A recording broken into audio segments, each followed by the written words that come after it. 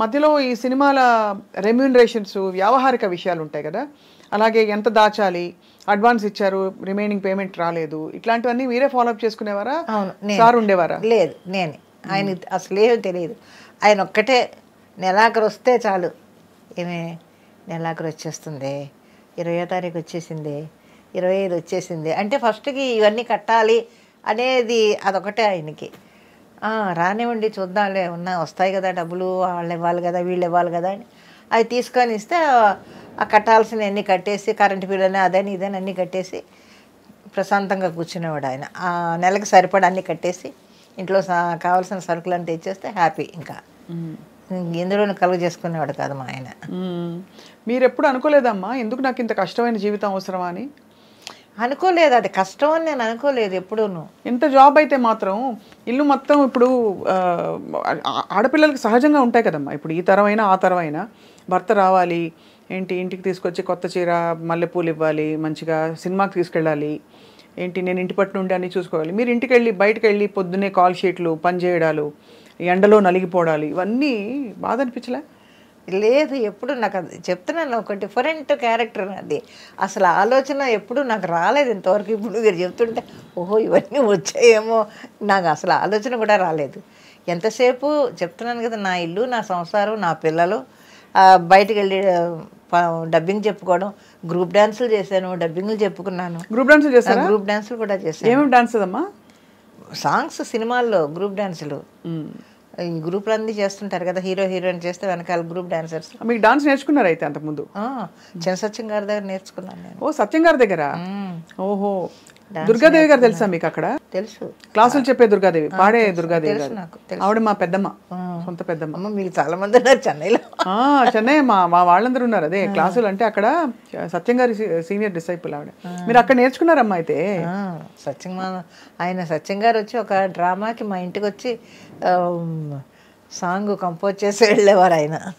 చెప్పుకుంటే ఇది చిన్న సత్యం గారు మా అది చిన్న హట్, నేను మా ఆయన అప్పుడు ఇంకా మాకు పిల్లలు కలగలేదు.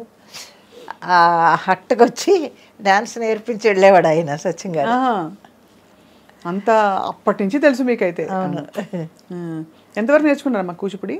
జతుల కొంతవరకు నేర్చుకున్నాను, తర్వాత మానేసి ఇంకా ఈ డ్రామాలు అవి ఎక్కువ డ్రామాలు తిరిగేదాన్ని. నాగభూషణం గారి రక్తకండి నాటకాలు ఎక్కువ వేశాను. ఏమన్నా డైలాగ్ గుర్తుందమ్మా మీకు? ఏడ్చే డైలాగ్ కానీ పవర్ఫుల్ డైలాగులు కానీ వచ్చినప్పుడు ఎలా మీరు ఎలా ఎలా అది ఆటోమేటిక్గా వచ్చేస్తూ ఉంటుంది. అది యాక్ట్ చేస్తున్నప్పుడు మనం అనుకోక్కర్లేదు, దాని అంతటా అదే ఆ లోపల నుంచి ఆ ఏడుపు అది వచ్చేస్తుంది, ఆ ఎమోషన్. దాన్ని మనం ఫీల్ అయ్యి చెప్తే చాలు వచ్చేస్తుంది, కళ్ళంటి నీళ్ళు వచ్చేస్తాయి ఆటోమేటిక్గా. అది స్టేజ్ అనగానే ఇంకా వేరే దారి ఉండదు కదా. సినిమా అన్నా కొంచెం గ్లెజర్ని పెట్టుకుంటాం, స్టేజ్ మీద పెట్టుకోవడానికి ఏమి ఉండదు. అవును, డైరెక్ట్గా ఏడవలసిందే. అమ్మ క్యారెక్టర్, వదిన క్యారెక్టర్ వేశారు, ఇంకా అన్ని క్యారెక్టర్ రోల్స్లో మీరు కనిపించారు. ఏదైనా మీ నార్మల్ సహజ రూపానికి భిన్నంగా వచ్చిన క్యారెక్టర్స్ ఉన్నాయా మాకు తెలియనివి? అంటే 1000 సినిమాల్లో అన్నీ తెలిసి ఉండవు కాబట్టి. రామాయణంలో పిడకల వేట అనుకుంటాను, గయ్యాళి క్యారెక్టర్ అసలు నా దీనికి చాలా భిన్నమైన క్యారెక్టర్. అత్తగారు కోడల్ని హింస పెట్టడం అనేది అసలు నాకు తెలియదు అది, కానీ ఆ క్యారెక్టర్ బాగా రాజాచంద్ర గారు డైరెక్టర్. మిమ్మల్ని ఎలా ఎంచుకున్నారో ఆ క్యారెక్టర్కి? ఏమో మరి తెలియదు, ఎందుకు ఎంచుకున్నారో తెలియదు. నేను హేమసుందర్ గారు ఆ క్యారెక్టర్ చాలా భిన్నంగా ఉండేదన్నమాట. కోడల్ని హింస పెట్టడం, కే విజయ అమ్మాయి కోడల క్యారెక్టర్. అప్పుడు ఆ దాంట్లో చివరికి నానా హింసలు పెట్టి బిడ్డని కని ఇంటికి వస్తే కూడా ఏదో తిట్టాను ఏదో చేస్తాను నేను. అప్పుడు భర్త అడుగుతాడు, ఎందుకే నువ్వు ఇలాగా చేస్తున్నావు అని అంటే అప్పుడు చెప్పుద్దన్నమాట. కాదండి, చిన్నప్పటి నుంచి వాడు ఏం కావాల్సి వచ్చినా అమ్మ నాకు తలదువ్వు, అమ్మ నాకు నీళ్లు పోయి, అమ్మ నాకు అన్నం పెట్టు ఇలాగంటా ఉండేవాడు. ఇప్పుడు పెళ్లి చేసుకున్న తర్వాత మళ్ళీ నువ్వు రా నాకు నీళ్ళు పోయి, నాకు వీపు తవ్వు, లేకపోతే నాకు సోపు ఇయ్యి, నాకు టవల్ ఇయ్యని అడుగుతున్నాడు. ఇన్ని సంవత్సరాలు నేను కష్టపడ్డాను నా కొడుకు కోసం, ఇప్పుడు నన్ను మర్చిపోయి పెళ్ళం మీద ఆధారపడుతున్నాడు ఎక్కువ. మరి నాకు ఎలా ఉంటుంది చెప్పండి అని అంటే అప్పుడు భర్త క్యారెక్టర్ చెప్తాడనమాట, నువ్వు అలాగెందుకు ఆలోచిస్తావు, నువ్వు ఇప్పుడు నీకు రెస్ట్ ఇవ్వాలి అని నీ కొడుకు ఆలోచిస్తున్నాడని నువ్వు ఎందుకు అనుకో. ఇన్ని సంవత్సరాలు నా కోసం మా అమ్మ కష్టపడింది, ఇకైనా మా అమ్మ సుఖంగా ఉండని, హ్యాపీగా ఉండని అని నీ కొడుకు ఆలోచిస్తున్నాడని నువ్వెందుకు అనుకోవు, నీ ఆలోచన ధోరణే తప్పది. అప్పటి నుంచి రియలైజ్ అయ్యి మారుతుంది అనమాట అత్తగారు. ఆహా, అదొక భిన్నమైన అయితే క్యారెక్టర్. మంచిగా అయ్యాడే కానీ, అంటే మీరేమి అంత చెడ్డ క్యారెక్టర్ ఏం కాదు, ఆ ముందంతా కొంచెం కొంచెం చెడు, తర్వాత మంచిగా అయిపోయే క్యారెక్టర్. అలాగా మీరు రాజసంగా ఉండే పౌరాణికాలు, ఫోక్లోర్స్ అట్లాంటివి వచ్చాయి మీకు అవకాశాలు? లేదు, అన్ని సాంఘికాలు ఎక్కువ. సాంఘికాలు ఎక్కువ. చాలా కష్టం అనిపించిన క్యారెక్టర్ ఏంటమ్మా? ఎందుకంటే మేము చూసిన కొన్ని సినిమాల్లో గుర్తుండిపోయిన కొన్ని క్యారెక్టర్స్ ఉన్నాయి, వాటి గురించి మాట్లాడే లోపు మీకు చాలా ఛాలెంజ్ అనిపించిన క్యారెక్టర్ ఏది? తమిళ్లో ఉన్నాయి, తెలుగు కన్నా నాకు ఎక్కువ తమిళ్లో కొంచెం ఛాలెంజ్డ్గా ఉండే క్యారెక్టర్స్. ఎవరికి అమ్మగా వేశారు అప్పుడు? ఇప్పుడు సత్యరాజ్ గారికి మదర్ క్యారెక్టర్ ఒకటి వేసాను, రజనీ గారికి ఒకటి వేసాను. రజనీ గారికి వేశారా? రజనీ గారితో 3 సినిమాలు చేశాను మదర్ క్యారెక్టర్. ఎలా ఉండేవారమ్మా మీతో రజనీ గారు? చాలా బాగుండేవారు ఆయన కానీ కమల్ గారు కానీ అందరూ కూడా చాలా చక్కగా ఉండేవారు. కమల్ గారిది అయితే ఇంకా అసలు గోల్డెన్ ఫిలిం, అది మర్చిపోలేదు ఎవరు కూడా. ఆ సీన్ అలా ఇప్పటికీ వంటింటి సీన్, ఆ సీన్ ఎలా జరిగినప్పుడు. అది విశ్వనాథ్ గారితో ఎన్ని సినిమాలు వర్క్ చేశారు మీరు? ఒక 18 సినిమాలు చేశారు. 18 సినిమాలు. అది మరి న్యాచురల్లీ అందుకనే అంత ఒక కైండ్ ఆఫ్ ఫిల్మ్స్లో మిమ్మల్ని చూసి అలవాటైంది. సో కానీ సాగర సంగమంలో మాత్రం అది గోల్డెన్ ఇది. మీ దగ్గు కానీ, మీ నేత చీర కప్పుకున్న తీరు అంతా ఎంత సహజంగా ఉంది. అక్కడ విశ్వనాథ్ గారు అందరికీ చెప్పించేవారట, మీకు కూడా చెప్పారా? చెప్తారు. కొన్ని పద్ధతులు ఆయన్ని చూసే నేను నేర్చుకున్నాను, కట్టు బొట్టు అంతా కూడా. ఇప్పటికీ నేను అదే ఫాలో అవుతాను. అన్యాచురల్గా ఎక్కడ ఉండను నేను. మామూలు బయటకు వెళ్ళేటప్పుడు కానీ, రెడీ అవ్వడం కానీ, ఏది పద్ధతిగానే ఉంటాను తప్ప ఇదిగా ఉండను నేను. అక్కడి నుంచి వచ్చిన అలవాట్లు అవన్నీ నేను. జంధ్యాల గారు వీళ్ళందరితోటి పనిచేయడం వల్ల ఏమిటంటే ఒక పద్ధతి, ఒక ఇంట్లో ఉండే ఒక ఆవిడ, ఒక మిడిల్ క్లాస్ లేడీ ఎలా ఉంటుందో మధ్యతరగతి కుటుంబంలో, అలాగే అలవాటు అయిపోయింది నాకు. మరి ఇన్ని 1000 సినిమాలు చేశారు కదమ్మా, ఇంతమంది మహామహులతో నటించారు. పొదుపు చేసుకోవడం, దాచుకోవడం ఇవన్నీ అలవాటైందా? అసలు మొత్తం వచ్చినంత ధారాళంగా పిల్లలకి, కుటుంబానికి ఖర్చు పెట్టడమేనా? లేదమ్మా, అది మాత్రం నాకు రాలేదు. దాచుకోవడం, జాగ్రత్త పడడం అనేది లేదు. కాకపోతే ఏదో దేవుడు ఇచ్చినంత వరకు ఒక ఇల్లు కట్టుకున్నాను చెన్నైలో, తిరగడానికి ఏదో కారు ఉంది, పిల్లలు హ్యాపీగా వాళ్ళ జాబులు, వాళ్ళ పిల్లల కన్నా వాళ్ళ పిల్లలు ఇంకా బాగున్నారు, మా పిల్లల కన్నా వాళ్ళ పిల్లలు ఇంకా బాగున్నారు, అందరూ హ్యాపీగా ఉన్నాం. చెప్తున్నాను కదా, నాకు ఆస్తులు లేవు, అప్పులు లేవు. హాయిగా ఉంటే అప్పు లేకపోతే హాయిగా నిద్రపడుతుంది. అవును, ఒక్క పైసా, సింగిల్ పైసా అప్పు లేదు, ఆస్తులు లేవు. ఉన్నంత వరకు ఏదో వచ్చిందా, నా కుటుంబానికి హెల్ప్ చేసుకున్నానా.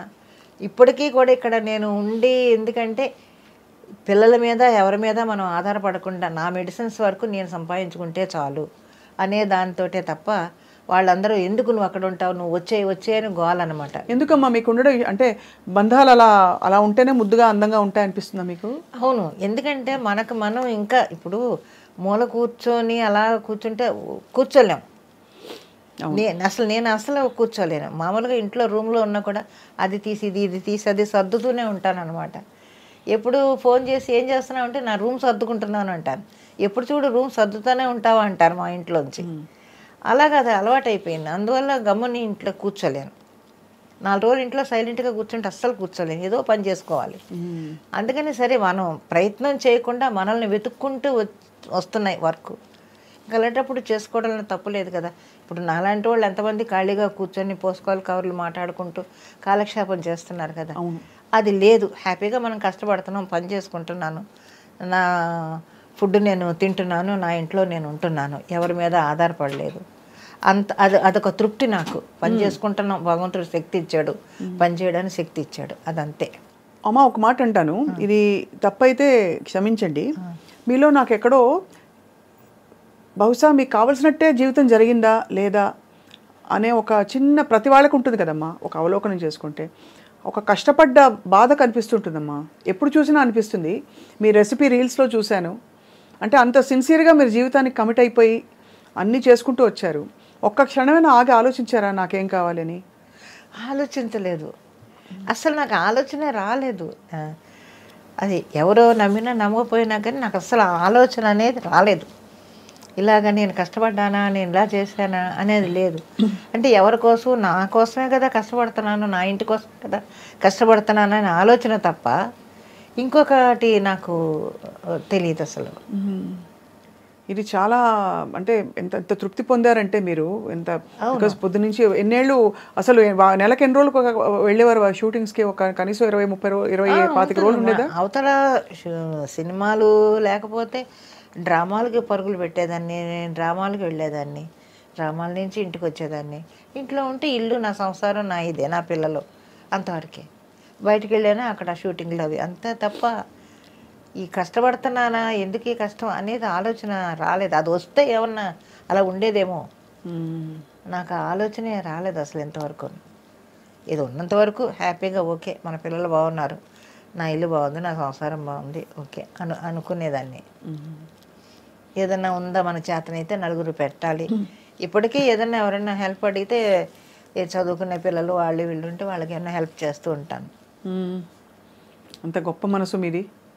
అంటే గొప్పతనం కోసం అని కాదమ్మా, కానీ సహజంగా అలా ఉండడం అన్నది చాలా కష్టం. ఎవరికి వాళ్ళే చూసుకునే రోజులు ఇవి. పండగలు ఎలా ఉండేవమ్మా ఇంట్లో అప్పుడు? అంటే కులాంతర వివాహం కాబట్టి ఎలా అన్ని పండుగలు? ఇంకా క్రిస్టియన్ ఇంట్లో అందరూ క్రిస్టియన్, మొత్తం మా పిల్లలు, మా వాళ్ళ మ్యారేజెస్ అన్నీ కూడా క్రిస్టియన్ పద్ధతిలోనే జరిగాయి. మీ పెళ్లి కూడా అలాగే జరిగిందా? మా పెళ్లి కూడా అలాగే జరిగింది. మరి మీరు క్రీస్తు నమ్ముతారా ఇప్పుడు? నమ్ముతారు. మీకేమన్నా అయ్యాయమ్మా ఎక్స్పీరియన్సెస్ ఇలాగా? ఉన్నాయి చాలా. ఎందుకంటే ఇలాంటివి కులాంతర వివాహాలు ముఖ్యంగా ఇలా మతం మార్చుకుంటే కనుక అది చాలా ఎక్స్పీరియన్సెస్ అవుతాయని చెప్తూ ఉంటారు. మీకేమయ్యాయమ్మా ఎక్స్పీరియన్సెస్? మీకు అభ్యంతరం లేకపోతే? లేదు, నా ఎక్స్పీరియన్స్ అనేది చెడుగా ఏమీ నాకు జరగలేదు. అదే మంచిగానే అడుగుతున్నా. ప్రతిదీ కూడా నేను జీసస్ నమ్ముతాను. నేను ఏదైనా ఒక పని చేయాలి అంటే 2 నిమిషాలు అలా కళ్ళు మూసుకొని ఇది నాకు నువ్వు చెయ్యి అంతే, అదే అడుగుతాను. అది డెఫినెట్గా జరుగుతుంది నాకు. అది తప్పకుండా నాకు ఆ పని జరుగుద్ది. ఏంటి నేను ఇలా ఉన్నాను, ఖాళీగా ఉన్నాను, నాకు వర్క్ రాలేదేంటి, నీ వర్క్ ఇవ్వవా, ఇలా అడుగుతాను నేను ప్రేయర్ చేసుకునేటప్పుడు. ఆ రోజు సాయంత్రానికి ఏదో ఫోన్ వస్తుంది. ఇలా చాలా ఎక్స్పీరియన్స్ ఉన్నాయి నాకు. అందువల్ల జీసస్ నేను బాగా నమ్ముతాను. సో అయితే ఎక్కువ క్రిస్టియన్ పండుగలు ఇంట్లో, క్రిస్మస్, ఈస్టర్ అన్నీ అవే. చర్చికి వెళ్ళాలని ఉండేవా? సండే వెళ్తాం మేము చర్చికి. ఇక్కడ కూడా వెళ్తాను, ఎర్రగడ్డ చర్చికి వెళ్తాను. ఇక్కడ ఎక్కడుందో నాకు తెలియదు కానీ ఎర్రగడ్డ చర్చి మాత్రం తెలుసు. సండే షూటింగ్ లేకపోతే నేను వెళ్ళేసి కాసేపు కూర్చొని ప్రేయర్ చేసుకొని వచ్చేస్తాను. మీ అక్క చెల్లెలు ఎంతమంది అమ్మా? అక్క చెల్లెలు అన్నదమ్ములు చాలా మంది ఉన్నారు, 14 మంది. అందరూ 14 మందా? అవును. మీ అమ్మగారికి జోహార్లు. అవును, నిజంగా అసలు ఎంత ఓపిక. కడుపులో బిడ్డ, చంకలో బిడ్డ ఉండేవాళ్ళు కదా. ఎంతమంది పిల్లలు, మీకు ఎంత ఆస్తి అని అడిగేవాళ్ళు కాదు ఆ రోజుల్లో. మీకు ఎంతమంది పిల్లలు అని అడిగేవాళ్ళు. అదే చాలా గొప్ప అన్నమాట. నేను 9వ దాన్ని. అందరూ చనిపోయారు. ఇంకా మిగిలింది ఎవరంటే 4 అక్క చెల్లెళ్ళు మిగిలాం. అందరూ హ్యాపీగానే ఉన్నారు, బాగానే ఉన్నారు. 14 మంది అమ్మా. అవును. అప్పుడు అంటే ఒకలా చూసుకుంటే యాక్చువల్లీ ఆ 14 మందిలో మీరు తప్పిపోయి ఉంటారు. అందుకే మీ వారు మీకు దొరకంగానే చక్కగా వెళ్ళిపోయారు. నిజంగానే కదా. ఎంత గొప్ప జీవితం అమ్మా మీది. అంటే అప్పట్లో మా ఇళ్లలో అందరికీ అంతమంది పిల్లలే, 12 మంది, 13 మంది, ఇలాగా ఇంతమంది ఉండేవాళ్ళు పిల్లలు. మీకమ్మా? నాకు ఇద్దరు అబ్బాయిలు. అంటే 2 అబ్బాయిలు, అమ్మాయి పెంచుకున్నాను చిన్నప్పటి నుంచి. అది పెంచుకున్నారమ్మా? ఇద్దరు అబ్బాయిలు, అమ్మాయి. చాలా అందమైన జీవితం. అంటే ఆర్డినరీనెస్ అంటారు, అంటే సాధారణ జీవితంలోనే గొప్ప విషయాలు అంటారే, అలా సాగింది మీ లైఫ్. మీరు ఎక్కడో ఏదో నడిపించింది శక్తి మిమ్మల్ని. లేకపోతే 15 ఏళ్ళకి వెళ్ళిపోవడం ఏంటి ఇంట్లోంచి, మళ్ళీ సినిమాలు నమ్ముకుని, వద్దనుకున్న సినిమాలను ఒప్పుకుని చేయడం, అది ఇది.